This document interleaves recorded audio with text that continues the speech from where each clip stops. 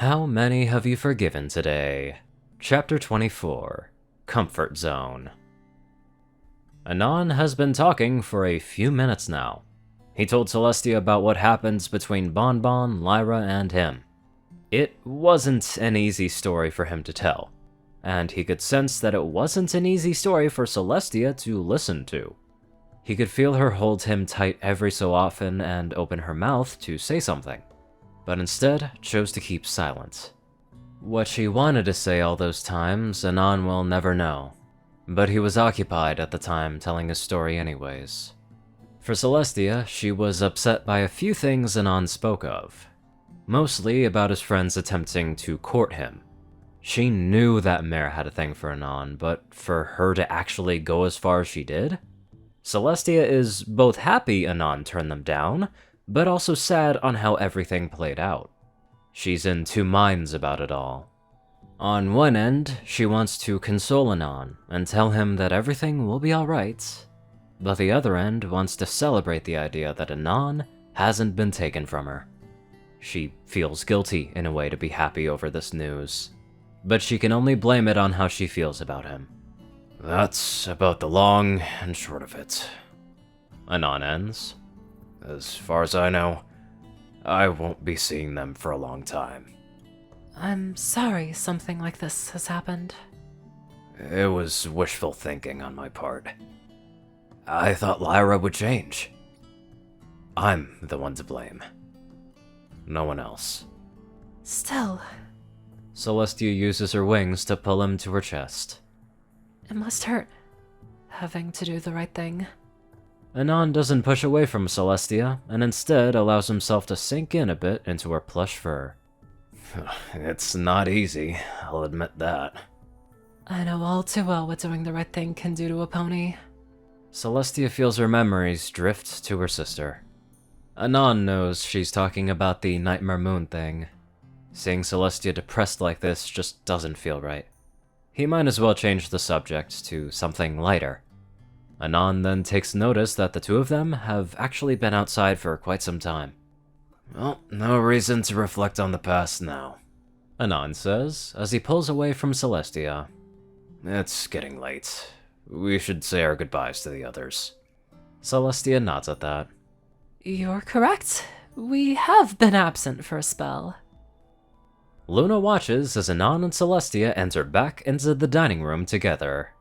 A smile grows on her face as she notices the more relaxed demeanor from Anon. It appears Luna's idea was flawless. Her sister has comforted him in his time of need. She can sense that things are going rather well. Luna may be lost in thought, but that does little to keep her from feeling a presence saddle up next to her. So, how's the plan going? Blossom asks. As well as I would expect. Luna looks down at Blossom's attire. You've been busy as well. Blossom shrugs.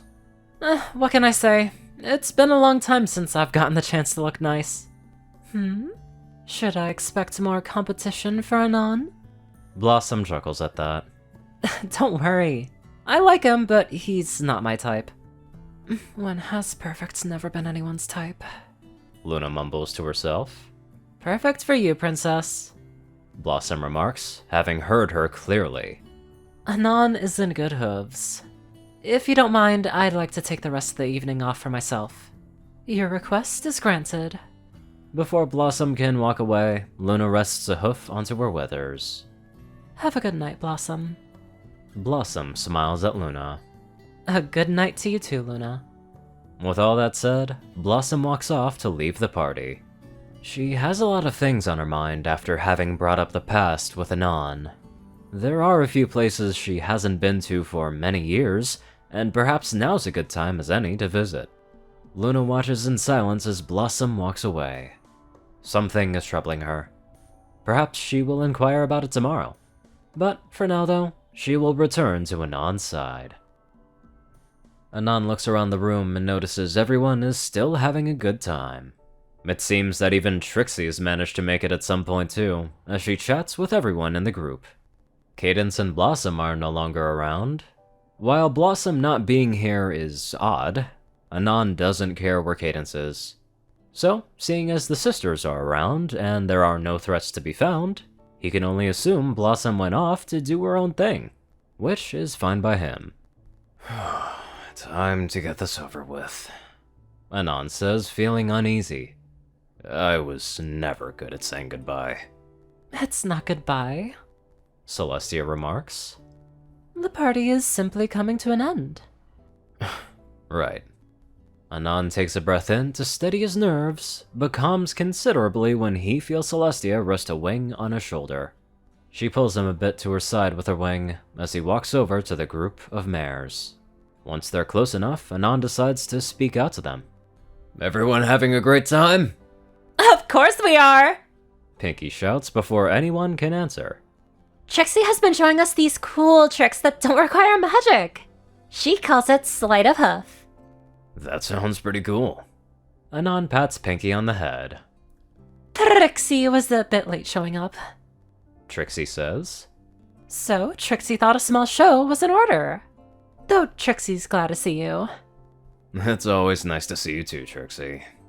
Anon catches Fluttershy Blue Blood yawning out of the corner of his eye. Though I have to admit it is getting a bit late. We may have to call it a night, ladies. Oh, come on! Spitfire comes in. I can go for hours! How about a bar? Get salted up real nice. Oh my, I don't drink. Fluttershy says. I can go for a drink. Pinky says. How about you, Maud? She shakes her head. I'm set to leave tomorrow morning, and I don't want to miss my train. You'll be fine. Come have a drink with your sister. Pinky urges. Maud looks up at Anon with a nondescript emotion, most likely asking for his help. Pinky. Anon comes in. You've had a lot of fun. Time to call it a night. Oh, but I don't wanna. She protests in a childish fashion. Anon just shakes his head as he leans down and hugs Pinky. We'll see each other again. Pinky hugs him back. Really? Of course. Now hurry up and get some sleep. You don't want to miss saying goodbye to your sister when she leaves. Pinky lets out a sigh. You're right. Anon sets down Pinky and looks over at Spitfire. Don't you have a show tomorrow? Spitfire's eyes widen a bit at hearing that. Oh, She starts to look a bit nervous.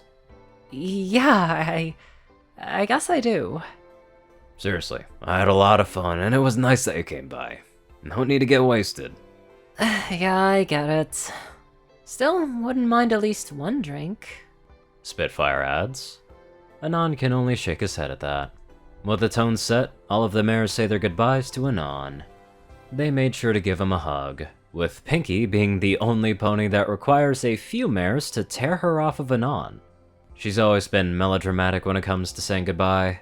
As Anon's friends start leaving, he notices one mare stay behind. Trixie hoped we would have time to chat, but she was a bit late. She says, looking upset. Well, I'm no longer working, so you can stop by any time. Anon adds. Trixie nods at that. You're correct, though Trixie hopes you are prepared to be graced by her presence. Anon scoffs. Yeah, lucky me. Trixie shall show herself out. Trixie turns her nose up as she trots out of the room. An interesting collection of friends. Celestia says. Well, they're good ponies. That is, without a doubt. A new voice comes in. Anon and Celestia look over to find Luna standing there. Oh, there you are. Anon states. I thought you had went off to bed. Luna smiles some as she looks between her sister and Anon. Well, it's the day of your return. I wouldn't think of sleeping alone tonight. That's about as much as Anon expected. It was kind of their thing, as weird as that is, but something he too has come to accept. Anon can feel Celestia press him into her chest with her wing. A thought I mirror. She adds. However, we must bathe before we bed. That was the weirdest thing I've ever heard Celestia say. Though he doesn't take it out of context, he's already learned from his mistakes about misunderstanding something. I guess that's true. Anon adds, still feeling a bit weird about bathing with the sisters. Let's not sit here idly. Luna says with a smile. Come. Before either Celestia or Anon can say anything, Luna teleports them to the royal bathhouse. You know, that party was less of a disaster than I thought it would be. Which is a good thing, but there's always going to be something around the corner. Anywho, let's get on to our careful donators. Top donators are 630, Only One Thing, Ceru, Orion, and IronSky. Darkside, Rayden, Narwhals, Blackmoonheart, Pastel Skies, Austin Rolan, Stu Hex, Swordwither, Mordred, Omicron, Lyrae, RuneScythe 9052, Will, Chris, Twinkie, Ride Soul, Batterswaffle, Shadowmoon, Luigi 88, Chancer Crust, Big Smoke 369, Jesse Smith, Bobcat GJF, and many more awesome people. Thank you all so much for watching this video and live life to the fullest.